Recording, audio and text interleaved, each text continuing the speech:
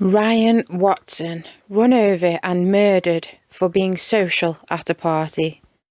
The horrific case of Alice Wood.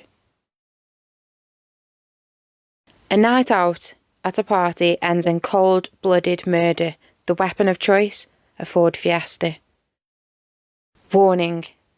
This episode contains details and video footage of a horrific crime that could be upsetting to some viewers. Viewer discretion is advised. So, today's story starts here in Hanley, Stoke-On-Trent, at a venue called the Victoria Lounge Bar, where Ryan had attended a party for someone linked to the charity he worked for, accompanied by his fiancée, Alice Wood. Pictured on this very CCTV camera, entering the establishment together, gift bag in hand. Unfortunately though, this night would end in a way nobody could imagine or have ever predicted. On Friday, the 6th of May 2022, Ryan Watson and his fiancée Alice Wood dressed up and collected the gift bag they had bought for a friend and headed off in Ryan's white Fiat Punto to a party in Stoke-On-Trent, Staffordshire, West Midlands, here in the UK. The party was linked to the charity that Ryan worked for called Headway, a non-profit brain organisation, a charity that works all across the UK, helping people with brain injuries and supplying support and services. They also have their own charity shops too. Oh, I love a good charity shop. Already giving us an insight into the type of person Ryan was, but we will get into that more later. The couple arrived at the venue together, holding the gift, and found a table inside to sit at. This is what the inside of the lounge bar looks like, with various round and other shaped tables set up for people to sit around, and also plenty of room to get up, socialise, have a drink, and maybe a little dance. So Ryan had chose to bring Alice along with him to the party this night, showing to others he was taken. That was clear. Without needing to say anything to anyone, he was obviously in a relationship, as he had brought his partner along with him. A statement right there that he is not single. After choosing one of the multiple tables to sit at together, they were seen on CCTV inside the party looking or seeming chilled and enjoying each other's company whilst having a drink. You can see from the footage just how bubbly and outgoing Ryan was, seen here dancing the night away. His last night. Known as the life of the party, and being his works due, Ryan obviously also mingled and socialised with his co-workers, as you would. But of course, remember, this is not Alice's social event. She was just a guest, so she may not have known many, if any, of the people who attended that night. She could have heard Ryan speak of these people, or even seen photos of which she could have built up, let's say, the wrong impression of someone sometimes. Hearing perhaps how cool somebody is at work, but meeting them in person is a whole other thing. So Alice is now sitting alone at the table, maybe leading to some social anxiety, not knowing who to speak to, whilst at the same time watching her outgoing and lively partner thoroughly enjoying himself, socialising as he should. I mean, this is his works event. It would have just been weird and rude otherwise, so just normal behaviour really. Alice was described by others at the party as being cold, whilst Ryan enjoyed himself with others. Alice was seen just glaring him down. Whoever he chose to speak to, she just seemed unimpressed and made no effort herself with others there. One of the people who attended the party and who Ryan got to talking with was a co-worker at Headway called Tiffany Faraday, who I would describe myself as very attractive. She has a bright smile and gorgeous hair, and probably, like Ryan, is an outgoing, kind-hearted person, given the charity they both worked for. Now, just picture Alice sitting, probably alone by all accounts, drinking and watching everything Ryan is saying and doing with the attractive Tiffany and others there, with just her thoughts, getting more and more intoxicated and more jealous of Ryan's every move. Something seemed to snap in Alice that night. Tiffany said she did click with Ryan, but that's besides the point. So a man cannot be friends with or talk to a female co-worker? Well, I must say, I can myself be a little jealous bitch at times, but that is due a lot to how I was treated and thought reformed by one of my partners in my past. But I'm now healing since being with a great person. But I do not agree that same sex cannot be friends, or at least just socialise at work. I mean, he was doing it in front of her, so it's not like he was being sneaky or anything. He wasn't hiding it. That seems like more of an Alice issue to me. But if you have trust and a solid foundation, which certainly seemed to be the case here, more details to come. Sorry, it's sometimes really hard to put these episodes together in a way that they flow, but are also enjoyable to watch. I'm really trying, guys. For one, Ryan had already made a bold statement, bringing Alice along with him that night, showing he was clearly with someone to anyone there. I mean, I guess he didn't have to, although she may have made him feel that he had to. We don't know. But either way, he did take her. They had already started building a strong foundation by all accounts, by purchasing a home together and having 4 dogs, who of course require a lot of looking after. Also, they actually got engaged just 6 months after getting together. I'm guessing they trusted each other a lot, at least from the outlook. The pair stayed at the party in Hanley until around 11 p.m, when they decided to leave together, seen here on CCTV where Ryan had parked his car. So given the routes I found on Google Maps, to get back to Road Heath, where they lived, it would have taken them around 20 minutes to get there, give or take a few minutes, as I did search this at about 1 a.m. in the morning. So we can only imagine, given Alice is now very intoxicated and seemingly in a jealous rage because of Ryan's socialising at the party, I'm guessing that 20-minute ride probably consisted of arguing back and forth all the way home. As when they arrived home to Road Heath, here on Oak Street, near to Keats Drive on Sandbach Road, they were actually heard by the neighbours yelling at one another, and apparently Ryan was even overheard saying, "Not this again." Then, car doors slamming and a revving engine. Only, it wasn't the car they had travelled home together in, which was Ryan's white Fiat Punto. No, Alice had decided in that moment, intoxicated and full of jealous rage, to exit Ryan's vehicle and jump into her own car, a Ford Fiesta, which was parked nearby. And what would also end up being Alice's weapon of choice that night, to use to murder her loving, caring fiancé. It may not have been thoroughly thought through, yes, especially given her intoxication, but it was a decision she thought about and made nonetheless. A decision she could never take back. This footage you are about to see is very confronting and upsetting, so please be warned. Also, you may see a red moving icon on the video. This is following Ryan, as the footage is murky, it's dark, and there are other vehicles in the foreground and vicinity, so it's quite hard to keep up.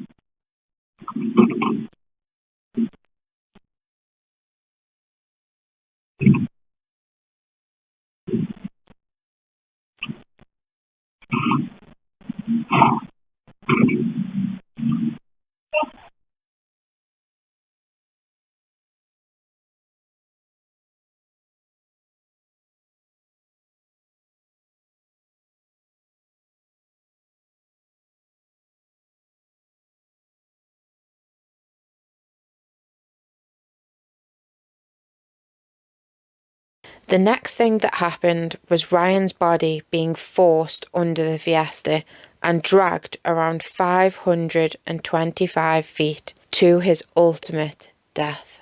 Just horrific. And the one behind the wheel, the murder weapon, his own fiancée. How incredibly heartbreaking.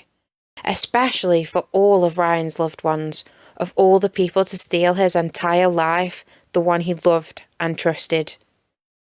Now, I will get a little into about both Ryan and Alice's lives, as this does correlate to the rest of or continuation of this story and how it all comes together, giving us a clear picture of the victim and the murderer. Ryan Watson was 24 when his life was so cruelly taken from him, described as having such a big personality, a bubbly, fun-loving and caring person with a heart of gold who would do anything for anyone. Ryan loved animals, especially his dogs. He was always good at sports like football, BMX biking and playing pool. He loved hanging out with his friends and listening to music. Ryan grew up in Cheadle, a village in Staffordshire, and he worked as a support worker for the brain organisation Headway. So he certainly seemed like a caring, big-hearted person, considering the profession he chose. Ryan started his relationship with Alice in March of 2020. People who knew Alice previously described her as quiet and very into her studies. She was actually really intelligent and ruined a very promising future for not only Ryan but herself that fateful night. She apparently got straight A's and always worked hard, getting noticed at school for her intelligence. She had almost completed her senior year at Manchester University and was about to start a master's degree at the extremely prestigious Cambridge University, studying theology, philosophy, and the main one here, ethics. So she clearly is a very intelligent woman who knows right from wrong, and also not someone who would say, get into trouble with the law. Alice and Ryan got engaged after only 6 months of being together. Must have known it was love. Then, in October of 2021, with help from their parents, they bought a home together in the small village of Road Heath in a place called Cheshire. Cheshire is a really nice area to live in, by the way, and actually full of affluent people, like many footballers who chose this beautiful place to reside in, among other famous people. They had 4 dogs together, so already they shared a lot of responsibilities, keeping a home in Cheshire, a rich and expensive area to live in here in the UK, meaning it would cost a lot to run that home and provide a mortgage in that area. Then obviously the general cost of living and providing for themselves and their 4 dogs. So with that little bit of background of them both, let's get back to the story and what happened next on that devastating night. After the neighbours heard shouting, slamming doors and a car engine revving, what happened next was a complete and utter shock to everyone. Alice began with a sort of game of chicken. She starts by reversing and almost hits Ryan, so I'm guessing that probably wasn't enough for her, as she then proceeded to drive at Ryan a second time, onto or near Sandbach Road, where they lived. This time knocking Ryan up onto the bonnet, to which Ryan, in shock and annoyed, just tried to walk away and be the bigger person. But no, that wasn't enough intimidation and scaring Ryan for Alice.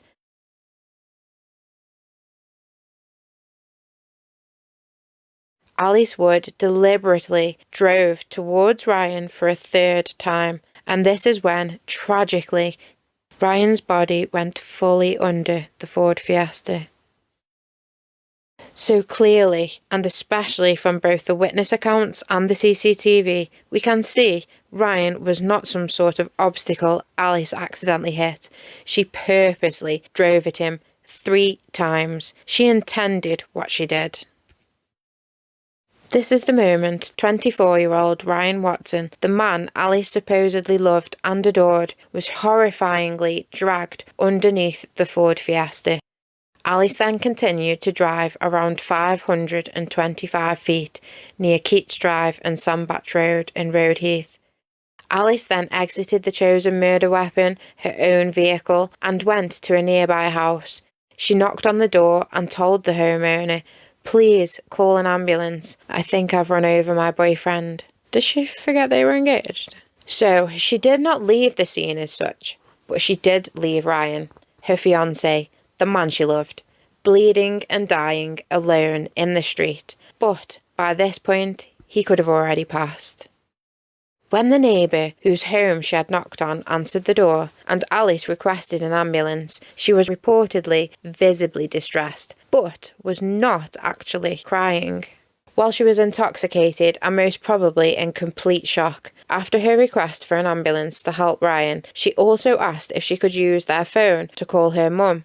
But I'm guessing due to a mix of her intoxication, panic and shock of everything, she just could not remember her mum's number. One of the neighbours, thinking they could perhaps offer assistance to Ryan, believing they would go outside and find someone, maybe at the side of the road, moaning in pain. But there were no sounds coming from Ryan. Instead, to the neighbours' utter surprise and horror, all they could see was poor Ryan's head and one of his feet sticking out. Oh, that's awful. It's traumatising. The rest of his body was completely under the car. The neighbour called out to Ryan, but received no response. The witnesses to this awful event described it as being just horrific, which I can only imagine. Around 15 minutes later, an ambulance arrived on scene. Other neighbours then appeared to offer help and probably just to be nosy, let's face it, only to be met with what they described as nothing they had ever seen before. Seeing Ryan's lifeless, crumpled body completely jammed up under the murder weapon, the Fiesta, certainly not what they expected to be met with that night. The engine to the car was not even hot yet, as all Alice wanted or needed was a few hundred feet to inflict the damage she intended. How awful. There were visible drag marks along the road where Ryan had been savagely murdered and pulled under the car, with blood stained along the floor, showing the pure, unspeakable, harrowing and sickening way that Ryan suffered when losing his life. I cannot bear to imagine what he went through.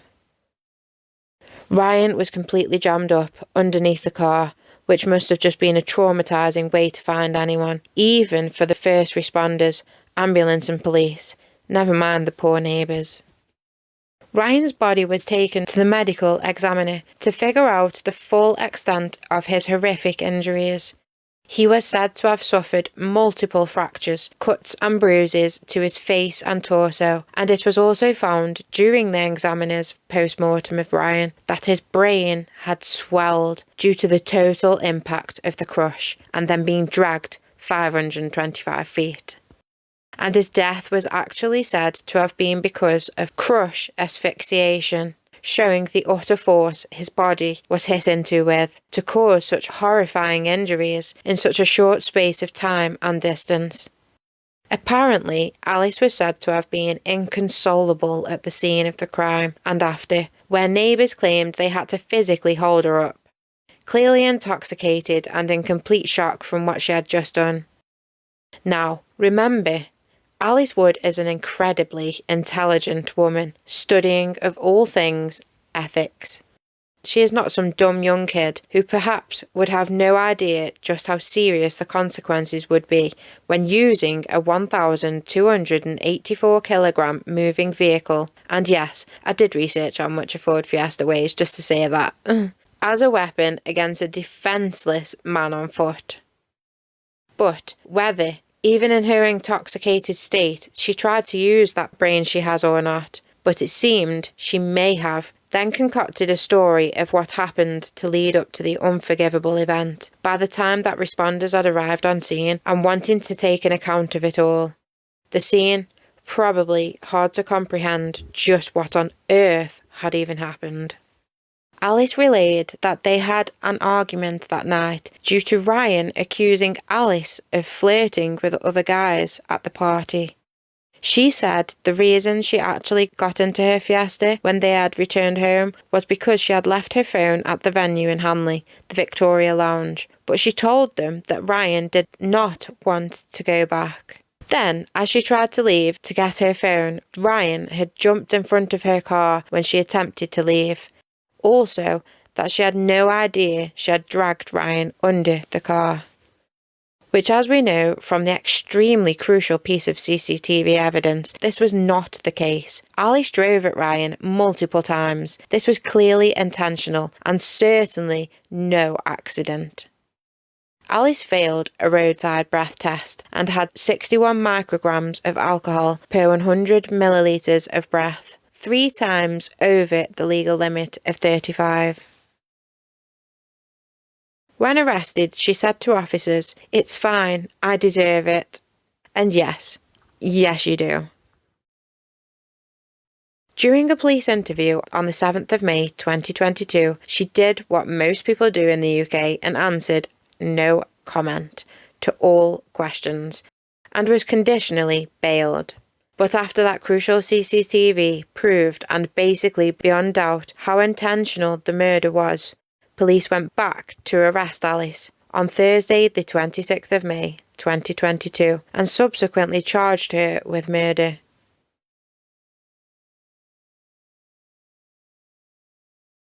Right, okay, so Alice, based on the circumstance that we found out already, okay, I'm going to arrest you on... No, listen to me, okay, I'm going to arrest you on suspicion of murder, okay, so you don't have to say anything, but my own defence, you don't mention now something later on in court. Anything you do say, maybe we can evidence, do you understand?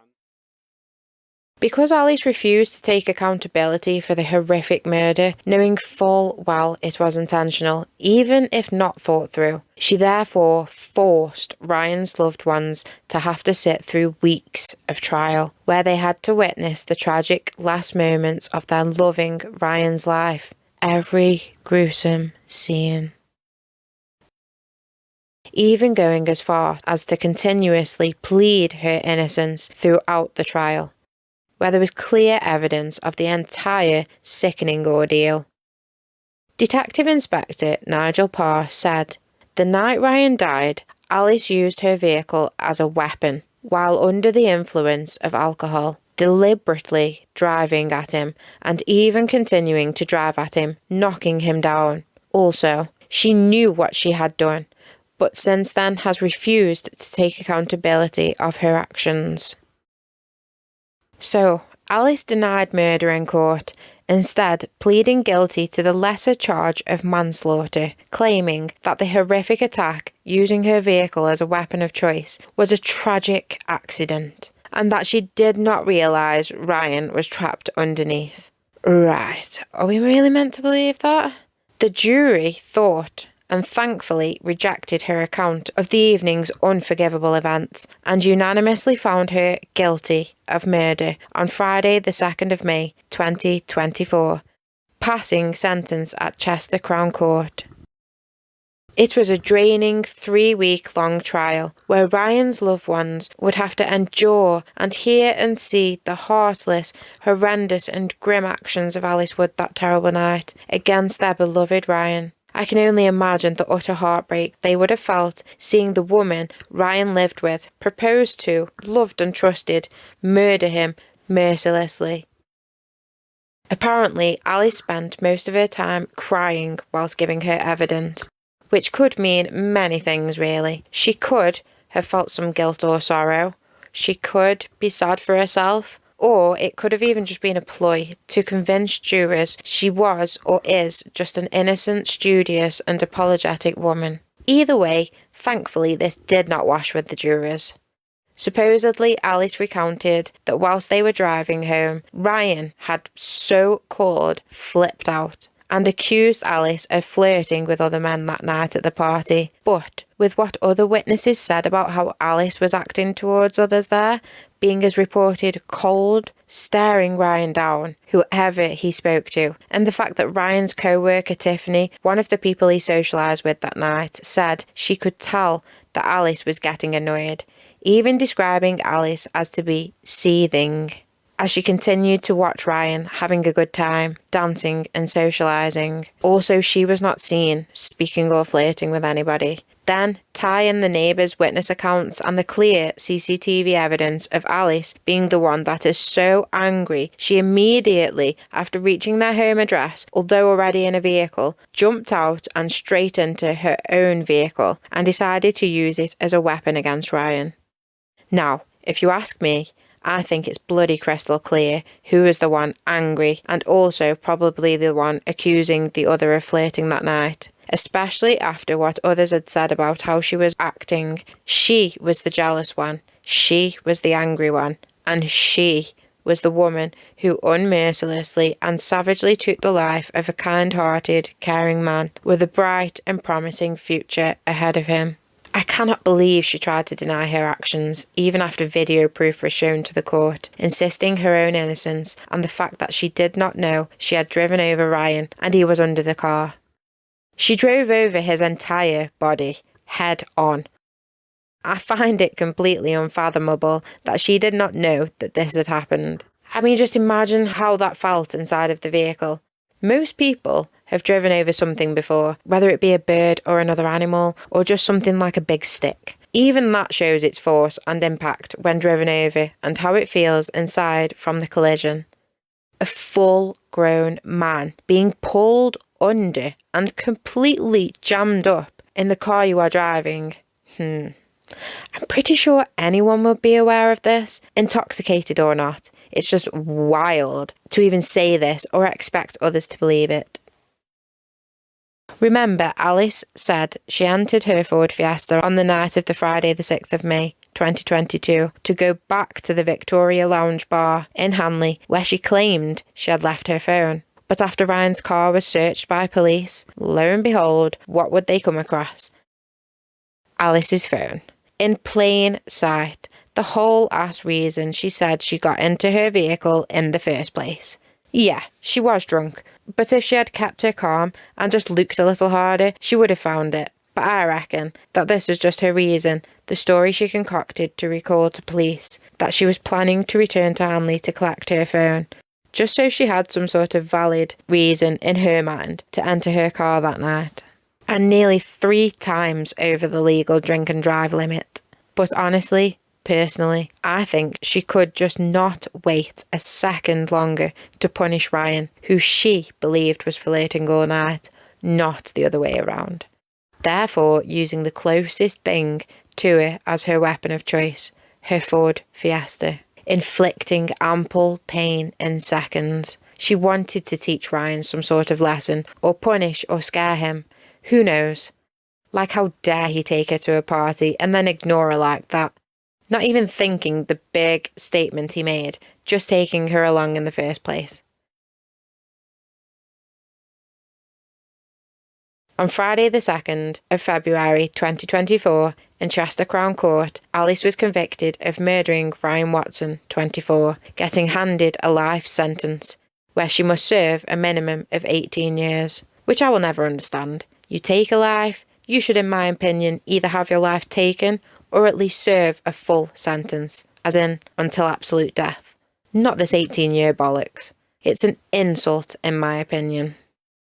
His Honour, Judge Leeming, said, "Prison may be hard for you, Alice Wood, but you only have yourself to blame for this situation you now find yourself in."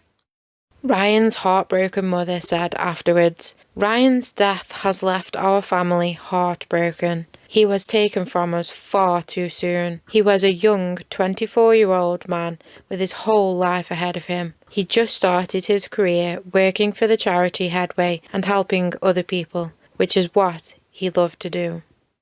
So sad. It's just fucking savage. Obviously, we do not know what, if any, issues that the couple may have had at home or in private, although people who knew them reported them as being happy and in love, with what seemed to be a lot of trust between them. But no one knows what goes on behind closed doors. Alice's behaviour at the party before the tragic incident clearly shows jealousy towards Ryan and other girls. She could have been insecure in herself or even in the relationship.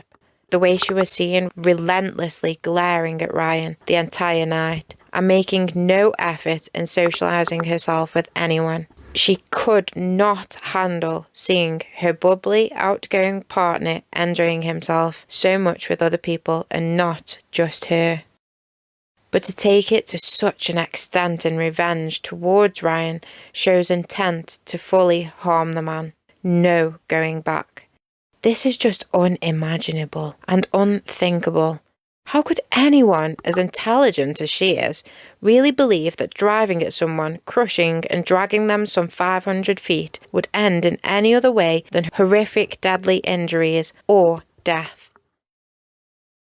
I do really feel that Alice Wood chose the closest weapon, being her car, and if it wasn't the car, it would have probably been something else, like a knife when entering their home. She wasn't letting this go. Like I say, something inside her just seemed to snap. Yet another utterly tragic story where a person so callously takes the life of another over seemingly nothing at all. For God's sake, just talk it out. Wait until you're sober or just fucking break up. Now, multiple lives are forever changed and ruined because of one person's fateful and disastrous decision. One that could never be taken back or altered. My thoughts are with all of Ryan's loved ones left suffering without him in this world.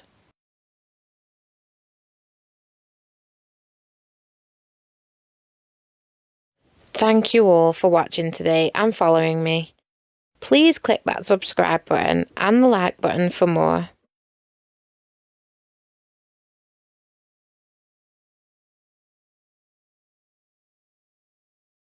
Random Gem.